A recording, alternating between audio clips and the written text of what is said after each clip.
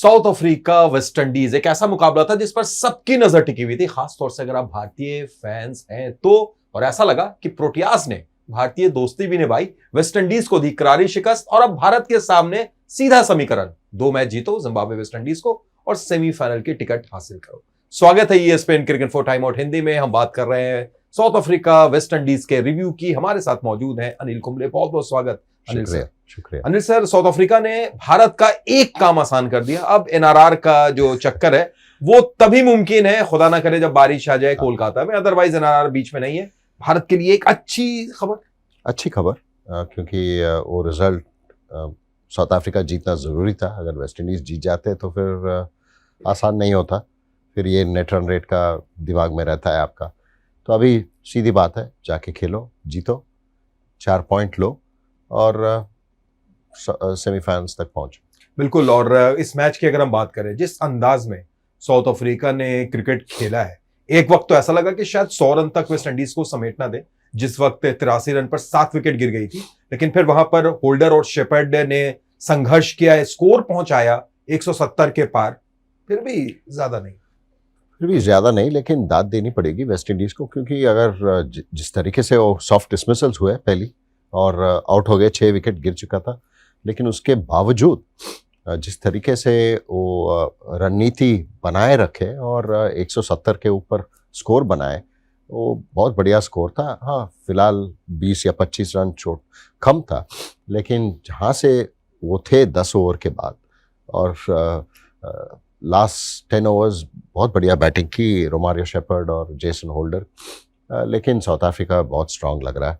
उनकी opening partnership, कप्तान Aiden Markram बहुत बढ़िया पारी खेले, उनकी बॉलर्स फॉर्म में है, सब विकेट ले रहे हैं और फील्डिंग, हाँ भले आज इतना अच्छा नहीं था, फिर भी काम कर लिया। तो मुझे लगता है ये टीम आसान नहीं होगी किसी टीम को हराने का। बिल्कुल। और अगर आप इस मैच में देखें तो एक वर्ल्ड रिकॉर्ड भी बना सर, 8वें विकेट के लिए T20I में सबसे बड़ी पार्टनरशिप शेपर्ड और होल्डर की। लेकिन मैं आपसे पूछना चाहूंगा अनिल भाई कि जब चेस करने के लिए आए साउथ अफ्रीका, अब शेपर्ड और होल्डर से नई गेंद दे रहे हैं, ये दर्शाता है कि शायद यहीं पर थोड़ा लैग कर गई है टीम। मुझे लगता है कि सिलेक्शन में थोड़ा कमी आई आज, क्योंकि अकील हुसैन नहीं खेले। अकील हुसैन लगातार पावर प्ले बॉलिंग किए हैं और लेफ्ट आर्म स्पिन अच्छी तरीके से डालते हैं, और एडन मार्क्रम है राइट हैंडर। रॉस्टन चेस को लिया, उनको भी नहीं दिए क्योंकि क्विंटन डिकॉक है वहाँ पे लेफ्ट हैंडर। आप रॉस्टन चेस को इसलिए लेके आए क्योंकि उनके पास 3 लेफ्ट हैंडर है ऊपर, डेविड मिलर, फिर रिकल्टन और क्विंटन डिकॉक, और उनको लेके नहीं आए शुरू में। तो ये मुझे लगता है कि थोड़ा गलती हुई वेस्ट इंडीज के बॉलर्स से, कप्तान से, और जेसन होल्डर भी नई गेंद नहीं डाले।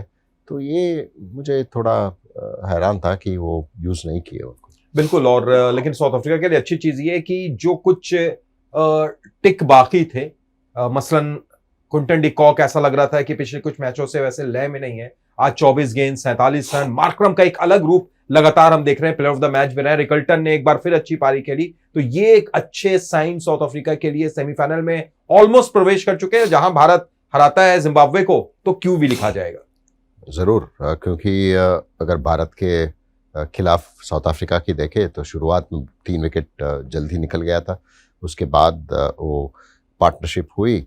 लेकिन आज बहुत बढ़िया खेले वेस्ट इंडीज़ के विरुद्ध, तीनों बल्लेबाज रन बनाए और उनकी बॉलिंग यूनिट भी, रबाडा फिर से विकेट ले रहे हैं। तो ये अच्छी चीज़ है उनके लिए कि सब फॉर्म में है, सब टिक किया है बॉक्स। और अहमदाबाद में तो वो ऐसा नहीं लग रहा है कि कोई हरा सकता है उनको। बिल्कुल। आपने अहमदाबाद का जिक्र किया तो आखिर में मैं यही पूछना चाहूंगा आपसे, आपका प्रेडिक्शन क्या कहता है? ये अहमदाबाद में ये टीम दोबारा आएगी? क्योंकि अब इनको दिल्ली में खेलना है और फिर सेमीफाइनल खेलना है और फिर आना है। अगर फाइनल में पहुंच जाते हैं तो अहमदाबाद, ये अगर हटेगा क्या अनिल सर? नहीं लग रहा है, लेकिन मेरी शुरू में जब पूछा गया था टूर्नामेंट से पहले, मैंने तो फाइनल भारत और इंग्लैंड के विरुद्ध बताया था। शायद हो सकता है, क्योंकि इंग्लैंड भी बहुत स्क्रैची रहा है और इंग्लैंड ने क्वालिफाई कर दिया है सेमीफाइनल्स। आज शायद भारत के मैच के बाद साउथ अफ्रीका के बाजू में भी क्यू आ जाएगा सेमीफाइनल, और वो दोनों खेलने पड़ेंगे शायद, क्योंकि जिम्बाब्वे को भी हरा सकते हैं साउथ अफ्रीका, तो टॉप हो जाएंगे। अगर न्यूजीलैंड का रिजल्ट अच्छा न्यूजीलैंड की तरफ आएगा तो फिर इंग्लैंड सेकंड आ जाएंगे, तो फिर शायद साउथ अफ्रीका और इंग्लैंड का एक टक्कर शायद कोलकाता में हो सकता है, तो पता नहीं। लेकिन अगर जिस फॉर्म में है साउथ अफ्रीका, आसान नहीं होगा किसी को भी हराना। बिल्कुल, एक तगड़ी तरीके से खेल रही है टीम और जिस अंदाज में उन्होंने हराया है, काबिले तारीफ। बहुत बहुत शुक्रिया अनिल सर जुड़ने के लिए, और शुक्रिया आपका भी। तो भाई समीकरण साफ है, अगर आप भारतीय फैंस हैं, कि अब दोनों मुकाबला जीतें और फिर सेमीफाइनल में एंट्री लें। लेकिन क्या आपको लगता है कि बिल्कुल इसी अंदाज में ये सारी चीजें होंगी? जरूर बताइए और देखते रहिए ESPN cricket for time out Hindi.